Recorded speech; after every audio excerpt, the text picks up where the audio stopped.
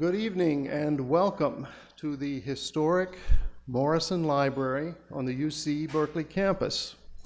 I am James H. Sporer, the librarian for Berkeley's Germanic collections, and I want to thank you all for coming tonight for Regent's Professor Kader Abdolah's lecture on literature as resistance. Let me begin by extending a special welcome to our guest of honor and speaker, Kader Abdolah, and to his wife, Sholeh, and also to the Dutch Deputy Consul General in San Francisco, Jaap Verman, who will say a few words to us in just a few moments. After Jaap Verman's remarks, we will give the floor to Professor Jeroen de Wolf, who holds Berkeley's Queen Beatrice Chair in Dutch Studies, and who will be introducing our main speaker tonight. As you may know, tonight's event is held in connection with the exhibit in the Bernice Lane Brown Gallery just outside the Morrison Library, and which is entitled Fighting Nazism with Words, Dutch Clandestine Literature Under Occupation. After tonight's lecture, I invite you all to view the exhibit, which will be on display until August 31st, 2010, and to sign the guest book with your comments. Tonight's event and the exhibit in the Brown Gallery could not have taken place without the generous and dedicated assistance of many people and organizations. They have been listed in the acknowledgments panel of the exhibit itself, but I would like to mention at least some of them here tonight. First of all, we are deeply grateful to the UC Regents for their selection of Kader Abdolah as a Regents professor and for their support of his appearance on campus this spring. The Consul General of the Netherlands has also been extraordinarily supportive of our efforts, as have been the Nederlandse Taalunie, which is the Dutch language union, the Nederlands Letterenfonds, the Dutch Association for the Promotion of Literature, and the Netherlands America University League of California. We could not have created the exhibit without the magnificent cooperation and support of the Bancroft Library, upon whose excellent Dutch clandestine literature collections it is based, and it would have been far, far poorer as an exhibit without the assistance of Rare Books and Manuscripts curator Anthony Bliss. We also received generous co-sponsorship from the UC Berkeley Center for Middle Eastern Studies, the Institute of European Studies on campus, the Free Speech Cafe Educational Programs Committee, the Library Development Office, and from the library itself, for which we are very deeply grateful. The Townsend Center for the Humanities also gave our project indirect but crucial support in the form of a Townsend Fellowship, which it awarded to me earlier this academic year, and also through its Townsend Humanities Lab, an innovative and exciting new resource for humanities scholarship, which enabled us to organize much of the exhibit over the many months of its gestation. It is not an exaggeration to say that neither this exhibit nor tonight's lecture would be a reality if not for Professor Jeroen de Wolf, who gave me, who is the chair of the director of UC Berkeley Dutch Studies program.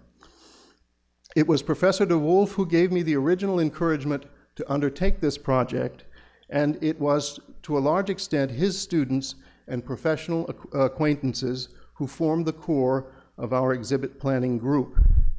Jeroen's hand is visible in many of the items in the exhibit, and he deserves most of the credit for its final appearance. And speaking of final appearance, I would like to take this opportunity to recognize the outstanding work of our exhibits coordinator in the library, Aisha Hamilton, of the Library Graphics Office. Her gift for layout and design have tremendously enriched the exhibit, and it has been an honor and a pleasure to work with her. Finally, I would like to say a special thanks To my curatorial assistant, Michael St. Clair, who is a doctoral candidate in Germanic linguistics here at Berkeley. Mike's organizing skills, his infallible memory, his inexhaustible patience, and his eternal good humor were the glue which held this project together, and I would like to express my heartfelt appreciation for his dedicated work on this project.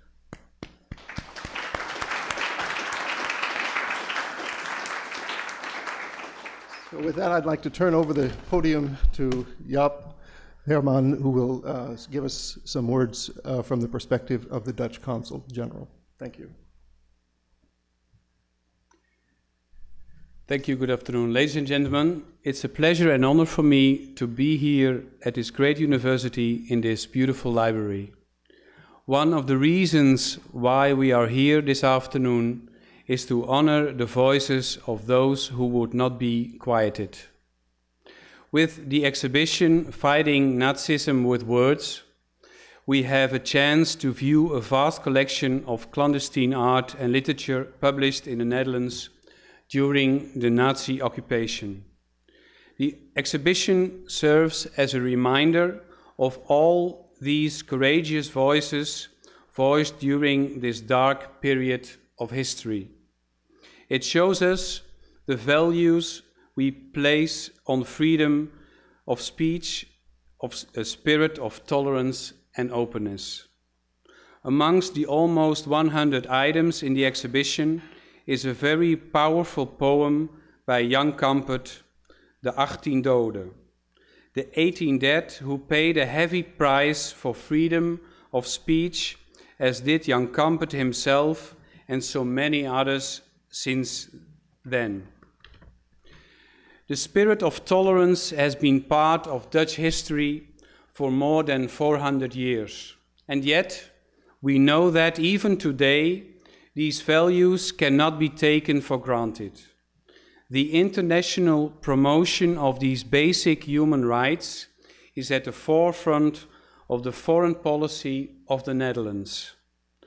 Our goal is to protect and promote human rights throughout the world. These are values the Netherlands and the United States share and defend. Through his work, Kader Abdolah is a powerful advocate for the human rights movement and an important voice speaking out against the government of his native country, Iran. His writing will be even more accessible now that two of his books, My Father's Notebook and The House of the Mosque, have been translated into English. But also in the Netherlands, which has been his home for the past 20 years, he uses his themes to question the famous tolerance of the Dutch and the supposedly peaceful coexistence of races and beliefs in the Netherlands. Kader Abdolah is a unique and unusual voice in the contemporary Dutch literary world. Few authors have achieved success writing in a language other than their mother tongue. The novel The House of the Mosque was such a success that it was voted in 2007 as one of the best novels ever written in Dutch language. Ladies and gentlemen, we are thrilled that we have been invited by UC Berkeley's Dutch Studies program and the Near Eastern Studies program to be the US Regent Scholar in residence this month. And we feel fortunate that the consulate, now located just across the bay, can be here to support this afternoon's wonderful program. I want to wish Kader Abdolah a very successful and productive month here at Berkeley. Allow me to do so in Dutch, in using Jan Kampert's words from his poem De 18 Doden. Ik wist de taak die ik begon, een taak van moeite zwaar, maar het hart dat het niet laten kon, schuwt nimmer het gevaar. De vrijheid werd geëerd, voordat de vloekbeschoeners-hand het anders heeft begeerd. The power of words. Thank you for your attention.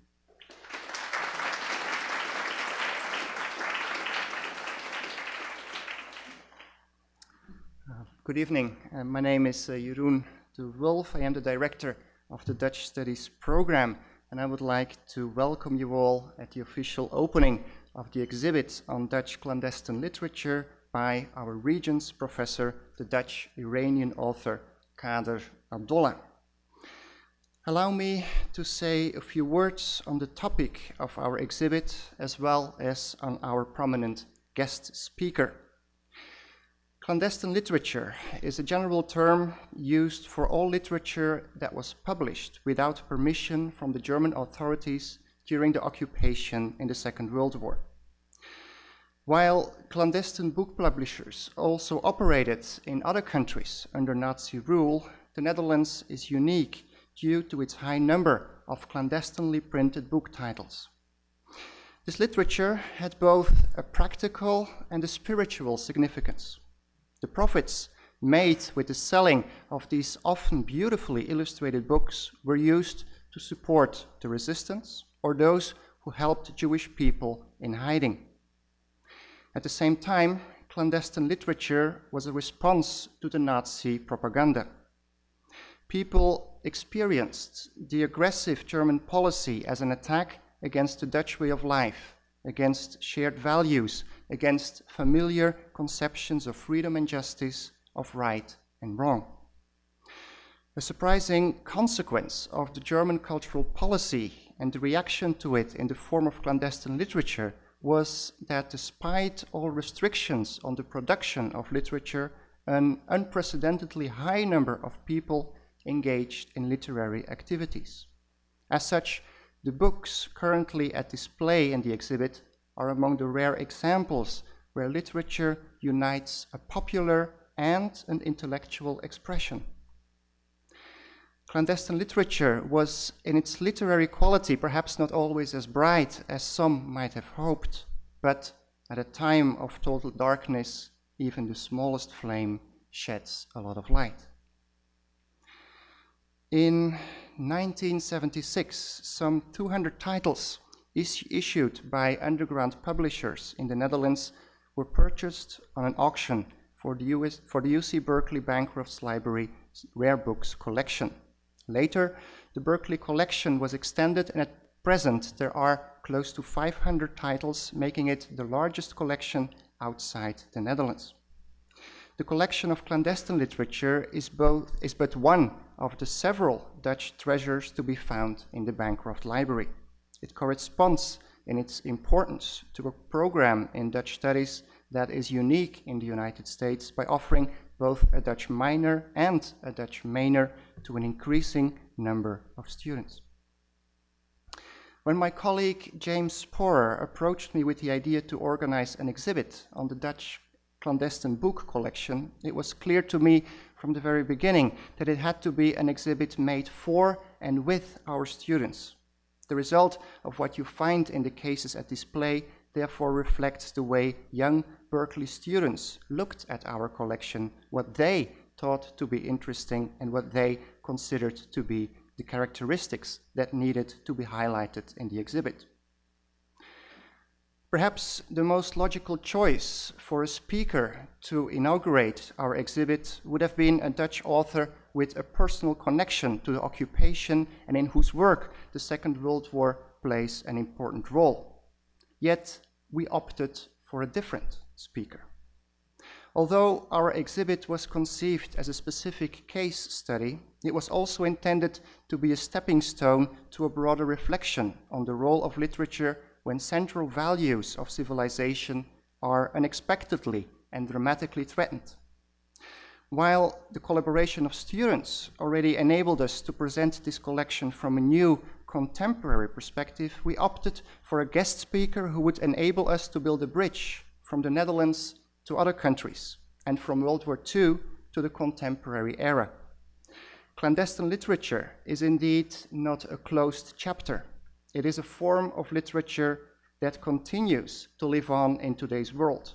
in countries under dictatorship, of which Iran is a sad example.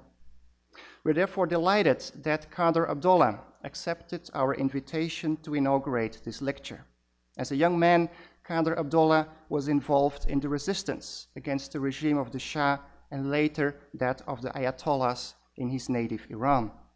He wrote for an illegal paper and clandestinely published collections of stories, for which he chose the pseudonym which would make him famous, Kader Abdolah, the first names of two of his friends from the resistance who had been murdered, one by the Shah, the other by the Ayatollahs. After being forced to flee Iran, Kader Abdolah took up residence in the Netherlands in 1988. He learned Dutch and started to write literature in the language of his new country. He has, in the meantime, become one of the most celebrated authors in the Netherlands. In 2000, he became world famous with his autobiographical novel, My Father's Notebook, that so far has been translated into over 20 languages. Only a few months ago, a second novel of his appeared in English translation, The House of the Mosque. We are proud that Berkeley's Dutch Studies program, in cooperation with our colleagues in Near Eastern Studies, was able to bring Kader Abdolah to the United States and to introduce you all to the voice of one of the Netherlands' greatest authors. Please join me in welcoming Kader Abdolah.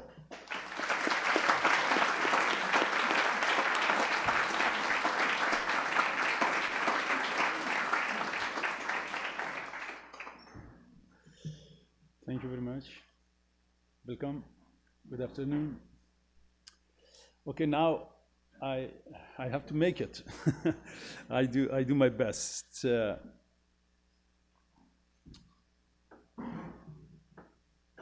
Welcome everybody. Hello, hello, and salam in 3 languages which I speak in. Before I start my speech, I will talk about the clandestine literature. Secret writing, or writing in secret, is the only way, and it is the only strong way during the dictatorship. It works in the border between life and death. You write between fear and the overcoming of fear. You write to show that you are not afraid of the dictator, that you don't kneel, that you will not kneel for the dictator. The dictator uses all his power to stop you. He uses violence against you to stop to talk. He kills you. He kills your friends. He burns your newspaper and he destroys your words. But you fight back. You write back and you pay with your life. In my homeland is now only one type of literature and journalism. In my homeland is now only one type of literature and journalism is possible, and it is illegal literature, clandestine newspapers. Once upon a time in Iran, we rushed to the American embassy and we climbed the iron fences. We burst our way inside the embassy and we arrested everybody there. And we held them hostile for 444 days. At the same time, the regime had started a big war against the Kurdish people. The Kurdish part of Iran had always asked for more independence, but they never got it. Now they ask it with guns. This time they got Kurdistan in their own hands. And because of that, because of the attack, many Kurdish people got died. I put my mountain climbing boots on and went secretly to Kurdistan to fight against the regime. Not with a gun, but with a pen. When I was there, I wrote a book to show the sorrow of the Kurdish people. And I wrote about their life. But nobody dared to publish my book. They were afraid of the dictator. They were afraid of the regime. For the last time, I took my manuscript to a big publishing house. The publisher quickly read some parts of my story, and he said, "A great story, but I cannot publish this. It is a forbidden story, dangerous for me, dangerous for you, and dangerous for my publishing house." But when I left the publishing house, a young man came up to me. He was the servant of the publishing house, and he whispered in my ear, "I will publish your book, but I will do it underground, and I can give you no money. Do you want that?" I said, "Yes, I want it to happen." And I pushed my manuscript in his hands. He said, you cannot put your own name on the cover. It is dangerous. Can I use another name? I said, "Yes, you can put Kader Abdolah on the cover. It is my clandestine name." Around those days, the regime has executed 2 comrades of mine. One of them was a Kurdish young doctor. His name was Kader. The other one was a young Kurdish architect. His name was Abdullah. I put those two names beside each other, and I became Kader Abdolah. 1 month later, I saw the clandestine sellers everywhere whispering to everybody, "We have a book, a great book about Kurdistan. You have to read it." And for the first time, I saw my first published book. I bought 1 copy and I put it under my clothes. The clandestine book was warm, was alive. I felt in my skin. Now, I will tell you something about literature as resistance. As a matter of fact, writing in Dutch as another front, a big fight against the dictator. It happened like this. I didn't want to leave my country. I didn't want to leave my homeland, but it just happened. Actually, I didn't want to leave my home. I didn't want to leave my language because I had 2 dreams. My first dream was I wanted to be a writer, a fighter a big, well-known writer in my own language, a fighter for the Persian literature. Why did I want to be a great writer? Yeah, maybe because my grandfather was a well-known, a fighter poet in my country. He was able to magic with his pen. That is what the king said about him. My second dream, I wanted to be a president of my country, a beloved one, a supporter for the free words. But it just happened to me. I had no control on it. Maybe because my grandfather was a great grand president of my country. A beloved president with a magic pen. So I had dreams, and I could realize my dreams only in the Persian language in freedom. For that reason, I was not allowed to leave my country. At the other side, my dad was deaf and dumb. He was not able to talk, to hear, to write, and to read.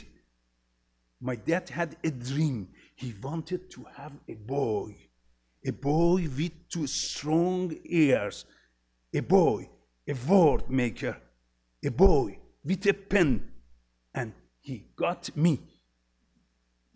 I was the dream of my father. Therefore, I had to stay beside him. He needed me as an interpreter. I interpreted the big word to him, and I interpreted him to the big word. I was not allowed to let my father down. But I did. I let my dreams down. I let my dad down, and I escaped my country because I was not able to write, and I was not able to talk, and I was not able to change anything. I escaped out of the country, and I could reach Turkey. When I went inside Istanbul, I couldn't believe my eyes. There were more than 1 million Iranian people who lived just on the streets. They had escaped the country and came to Turkey, and Istanbul couldn't catch them or place them. It was a crazy situation. The most of the people had came in Turkey in an illegal way, and they had no passport, and the police arrested them to send them back. Everybody was looking for somebody to smuggle him or her out of the country. You could trust nobody, but you have to trust everybody. Otherwise, you got arrested by the badly corrupt and dangerous Turkish police. Everybody was looking for a smuggler to help you to leave Turkey illegally. At that time, if you paid $10,000, they sent you to New York in 1 week. If you paid $7,000, they put you in 3 days in Paris. If you paid $6,000, you were in 3 days in London. $5,000 to go to Berlin, $4,000 to Stockholm, and $3,000 to Copenhagen. But if you didn't have any money, they sent you to the Netherlands.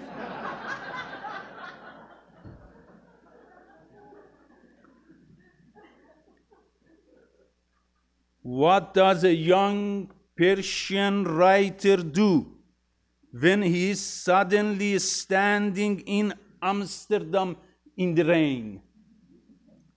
I did what every tourist would do or should do. I made a walk through the famous tourist streets and watched through the windows where the women were standing in red lights.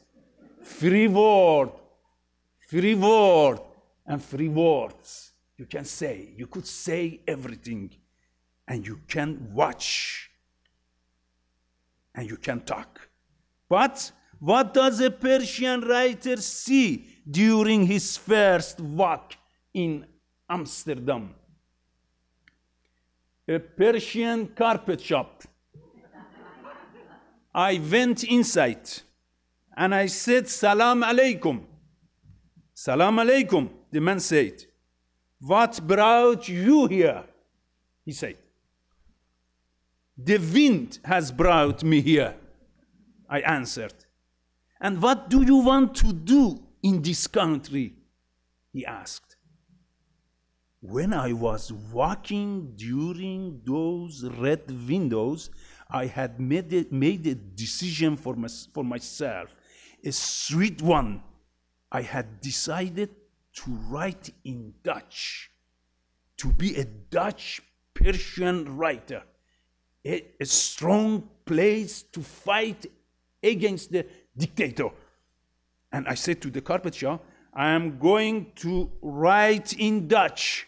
I want to be a Dutch writer. But the carpet shop, the carpet seller looked very, the carpet seller said nothing. Till 1 hour ago, I didn't know where the Netherlands was. And now I wanted to be a Dutch, big, great Dutch Persian writer. And I still didn't know even one Dutch word, okay? The carpet seller told me in an ironic tone, your dream is very big, but the Netherlands is very small country. Your big dream doesn't fit in this small country. Leave this kingdom before it gets too late. My story is too big.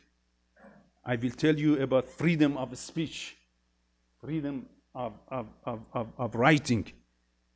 And I cut it to make it smaller. I listened to the carpet seller. After a couple of months, I bought a fake passport and I let myself get smuggled. But where to go? To America, of course. But why to America? Yeah, because I wanted to fight against the Ayatollahs, okay? But I got arrested in Amsterdam airport. I bought another fake passport and I let myself get smuggled out of the country. But where to go? To America, of course. But why to America? Yeah, because I wanted to fight a big fight against the Ayatollahs. I wanted to write big books against the Ayatollahs. I wanted to show the sorrow of my people, mother, father, friends, to the rest of the world. But they arrested me again in Amsterdam airport. I bought for the third time a fake passport and I let myself get smuggled. But where did I want to go? Yeah, to New York, of course, and I flew. And I flew over the ocean, and I landed in New York, and I walked with my fake passport in my hand to the American passport control.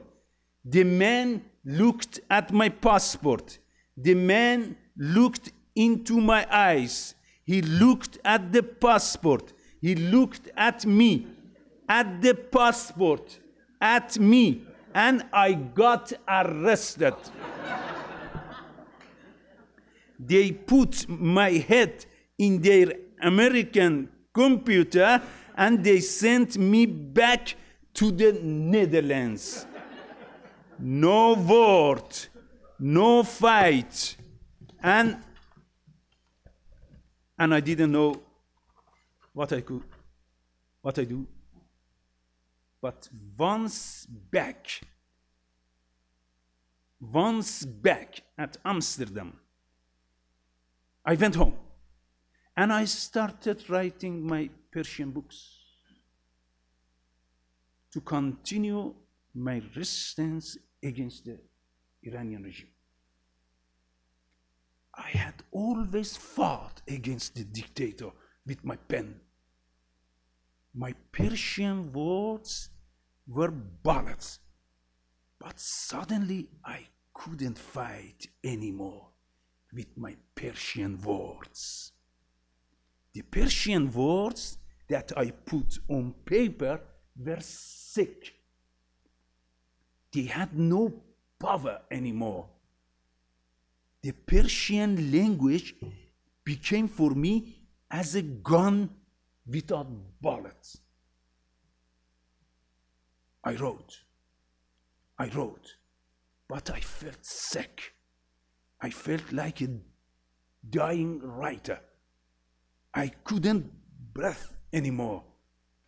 I couldn't sleep anymore. I had nightmares. Every night, the snakes came to my bedroom. They crept in my bed and crept under my blanket, and they crept over my legs, and I woke up shocked.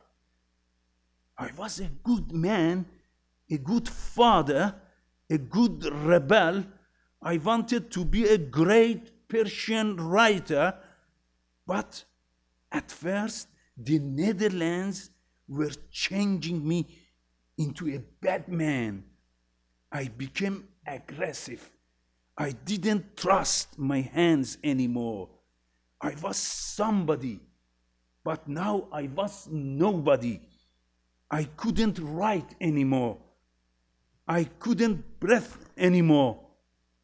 Suddenly, I began to write in Dutch, only to can breathe, only to be able to continue the life, only to fight with the pen, with the words. Now, I'm standing here. I have written 14 books till now in the Dutch language. It is a great place to fight. It is a great place to show the beauty of the life. It is a great language to show the power of your own culture and the Dutch culture. It is beautiful to write in Dutch.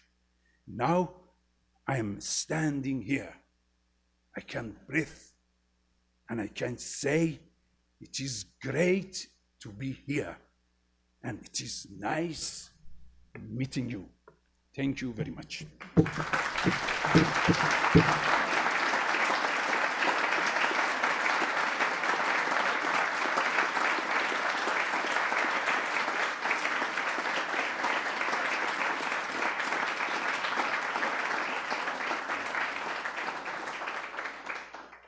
Kader Abdolah, thank you so much for this wonderful presentation. We do have some time for questions. So please, if anyone would have a question, please raise your hand. Yes.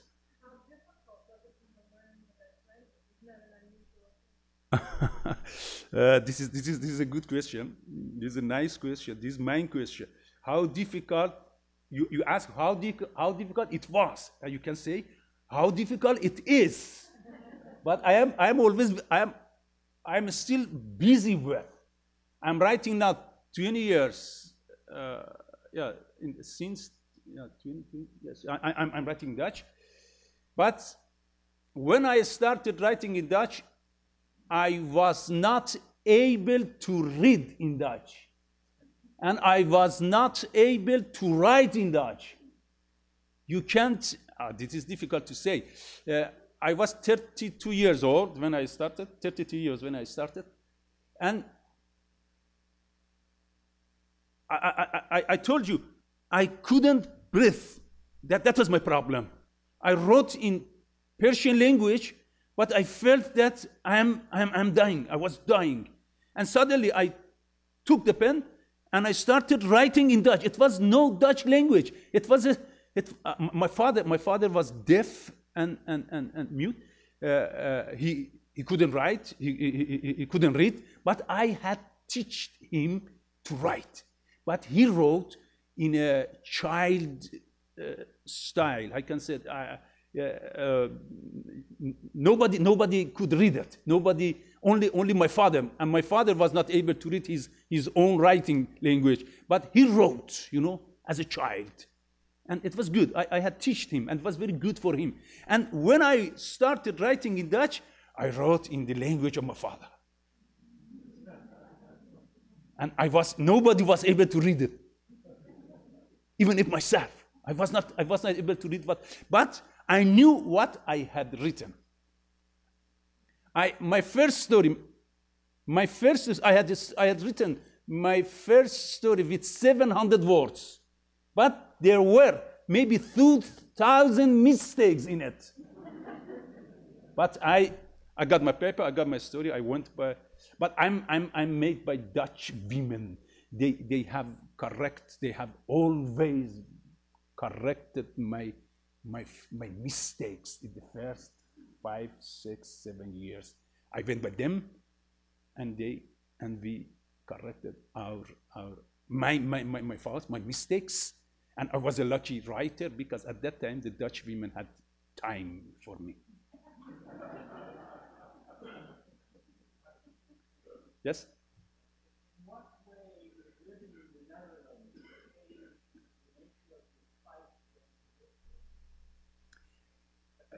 Something great has happened. This Kader Abdolah now is not the same Kader Abdolah who escaped his homeland. During the struggling with the Dutch language, I have made a new writer, a new person, a new man, and a new kind of prose or literature. A new kind of literature. I will explain it. When I say that when I started to write in Dutch, I didn't know the language, but I needed to express myself, and I struggled to find a way to explain myself. You know, I didn't know the Dutch language, but I knew my own old Persian language completely. I was a man at 33 years old, and I had read all Persian classics, you know. I had a head full of literature, 5,000-year literature, and I needed only, I have studied physics, and I said, if you want to write a story in Dutch, you need 150 words, and you have to make sentences, you know. If you have 5 words, you can make 1 sentence. If you make 6 sentences, you have a paragraph. And if you have 4 paragraphs, you have a page. And if you have 3 pages, you have a story. By this way, I have written my stories. And I made a new type or a new style of writing in Dutch. My stories are my stories. Dutch words, but old Persian soul and the young, beautiful Dutch soul together. This is a kind that I've made. Yes. Are any of your 14 Dutch books translated in Farsi? And if so, are they available in Iran, either clandestinely or? No, my book, my novels are translated in 27 languages, or Europe languages and some Arabic languages, but it is not possible to translate in Persian language. It is only one way, illegally, clandestine. But it is not my job. I think, I have heard that some people are busy with. It is ironic. the life plays with me, you know. I escaped to writing freedom, but now I have translated my book in illegal way. There is what I am writing. On the one side is the Dutch literature, but the other side it is Persian literature in exile. I'm writing for them. It's my dream. One day, my mother, my sisters, my brother are able to read my books. They know that I'm writing. They knew that I was a writer, but they don't know what I have written. This is my dream, and it's not necessary that maybe many years after 50 years, or if I'm not anymore, and my books in Iran, yeah, who knows? Maybe, I hope. You see that you know pretty much the oeuvre of Persian literature. What are the Dutch authors that you feel close to? In the Persian literature, you can talk about the classics, big Persian masters, and you have big names: Hafiz, Sadi, Rumi, Maulana, Khayyam, Atta. I can 3,000 years we have literature, but the great things. And I was a lucky writer. I escaped to the Netherlands, because they have beautiful literature, but they have many books, you know. Sorry. You can read them. You can read all of books in 7 times to go to vacation, and you have read all of those books. And this is so. But the Dutch literature is great, is beautiful, because this is my power. Because Dutch literature is 100% different than the Persian literature. We write, if we write about the love, yeah, we write about the love, old love, great love, Persian love, wine love, I don't know, only love. But if you write by a Dutch way, if you write about the love, it is 100% different than you think, you know. And there is a lot of sex and a lot of naked bodies, a lot of beautiful things, you know, in it. But in the Persian literature, we have not any naked body. We talk about erotic, but it's covered the same way as our women are covered. You know, this is 2 different tastes of love, 2 different tastes of life. And Kader Abdolah is a lucky writer. He has tasted both of them, and this is great. Perhaps we can have one last question. Nick, perhaps? You talked about the authorship in the fight against the Ayatollahs, Yeah. the part of the Iranian politics. Do you also feel that you are part of Dutch politics? I don't write about politics, you know, but I'm a columnist too. I write about, in my column in the newspaper, in the newspaper I fight against dictator not only in Iran, everywhere, and I write about the politics. But in my books, in my novel, I'm talking about the life. I'm talking about the beauty of the life. I'm not a man with a gun on my back. I am a man with a pen. I make of the sorrow beauty. Fight is enough. War is enough. You know. But I change the way of. I change the dark side of the life to the sunny and warm and lovely days in my literature. I thank you. I thank you.